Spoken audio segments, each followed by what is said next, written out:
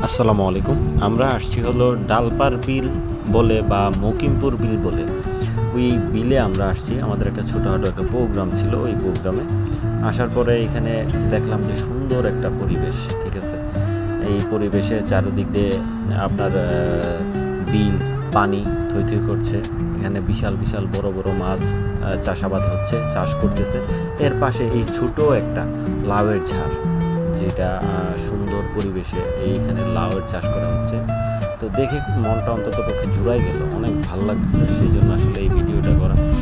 তো দেখে লাউয়ের মানে সাইজ খুব গুল সুন্দর একটা সাইজের লাউ দেখে ভালো লাগছে। ভালো লাগার পরে আমি চিন্তা করলাম যে আমি একলাই দেখে মজা পাবো কিনা, আপনাদের সবাইকে নিয়েই দেখি বা সবাইকেই দেখাই। সেই জন্য আসলে এই ভিডিওটা করা। আমরা এখানে আসছি এই ঝাড়ের, এই লাউ গাছের ঝাড়ের আশেপাশে বিশাল বড় নদী আর কি, পুরাটাই একটা বিল।